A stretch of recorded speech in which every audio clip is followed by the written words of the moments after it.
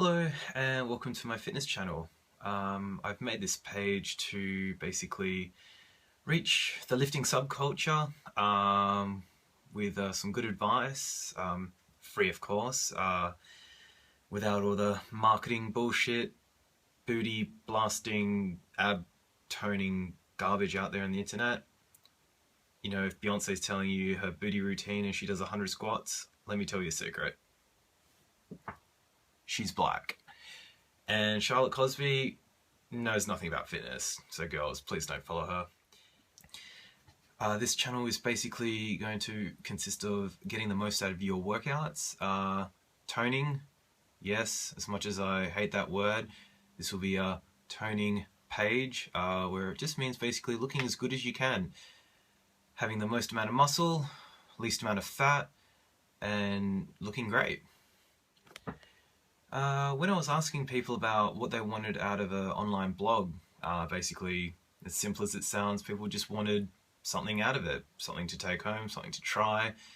You know, there's nothing worse than watching these secret to six-pack abs when you got to subscribe and hand over your credit card and probably find out something you already knew. Alright, as I already am sick of the sound of my own voice, let's get started. Tip number 1, goals. No one was successful without goals. Alright, this is going to sound really simple. Make them specific, measurable, achievable, realistic, and time-based. Short-term goals, long-term goals. Alright, once you have those goals, make sure you know how you plan on achieving them. And once you have, tick them off. You know, it's going to help that you can see you're making some progress. But unfortunately, the sad reality is we live in a society of excuses that keep us safe and content in our bubble. This isn't just with the gym, but it's with life in general. What are your motivations? What's keeping you consistent? Why are you training? If you don't have one, maybe take a moment to write it down. It's really important that you have something that keeps you on track and keeps you on the straight and narrow, because if you're just training for the sake of training and wondering why you're not getting results, well, it's really simple. You know, you're going to train and then you're going to, you know, probably take a day off here, eat naughty food here, you know, train 50% here, and it's no mystery why you're probably not getting the results you want. You know, your motivations could be health, fitness, performance, aesthetic, could be any reason, but you need motivation and you need goals to keep you, and tip number 3, consistent. And number 3 is consistency. You know, use your goals, use your motivation, stay consistent. It's going to get you results. I don't think anyone can argue with that. Be unreasonable, make it happen. You know, I always think about cramming an assignment for uni when left it pretty late, suffered the consequences, but my motivation was not to repeat units, and I would just go ham and get that assignment done. You know, be unreasonable, make it happen. You know, everyone's got the same amount of time in a day. How you use it and how you utilize it is up to you. Alright, so progressive overload of the week is the cluster set. And a cluster set is basically taking a forced break to let your creatine phosphate replenish, and you'll see a higher total weight lifted by the end of your set. Alright, so let me explain how. I'm just going to read this one off my notes because I keep getting tongue twisted trying to explain it. A cluster set allows you to lift more weight for the same number of sets and reps you would normally do. So instead of doing 4 sets of 12 reps at 70 to 75%, you can do 4 sets of 3 plus 3 plus 3 plus 3 reps at 80% with 30-second rest. That's more weight lifted for the same amount of volume, which equates to more muscle growth. Because we all know, the heavier the weight lifted, the greater muscular tension and the greater number of muscle fibers recruited. This means there is more potential for growth, growth with heavier loads lifted. All right, so Broscience of the week. All right, need to just explain tempo. So there's 4 numbers when we explain tempo. The first number is our eccentric. Second number is our pause at the bottom. Third number is our concentric, and our fourth number is holding it at the top. What I want to talk about is some people do super slow reps, and I'm talking like 10 seconds, 20 seconds, 60, up to a minute.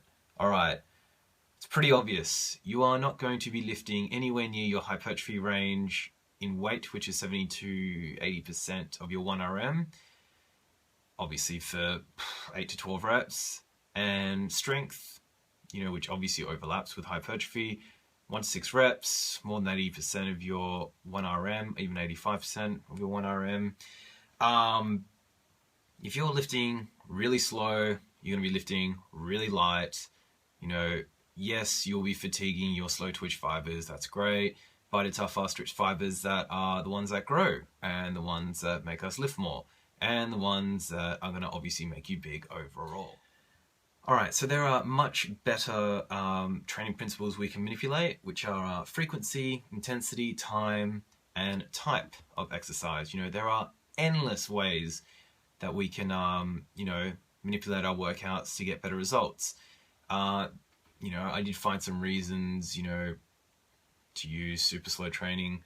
If you're recovering from an injury, if you want to stimulate muscles without using heavy weights, for example, elderly population, even so, you could still probably lift within our normal training principles of, endurance, strength, power, hypertrophy. If you don't have access to a weight set, get creative. If doing it really slow is something you enjoy and that's what you've got to work with, and so be it. Oh, and if you have an issue with form, lifting slow will definitely help you form. And injury prevention, let's be honest, if you're lifting less than 30% of your 1RM, you will probably not hurt yourself. I'll just read out this last paragraph. Based on science and research, super slow does not fulfill the claims made by program creators.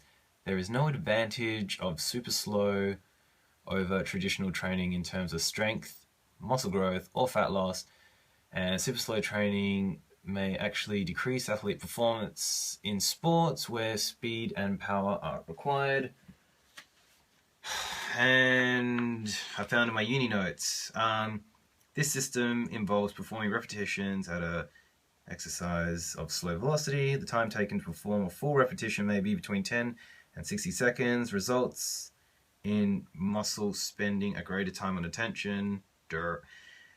Relies on the belief of some individuals that the greater the time under tension, the more pronounced the gains in strength and hypertrophy. Wow, that just completely contradicts everything I fucking learned at uni. But hey, it's relying on those beliefs. Alright, so that concludes my first video. I was warned that my first video is going to probably be a crappy one, but hey, got to start somewhere.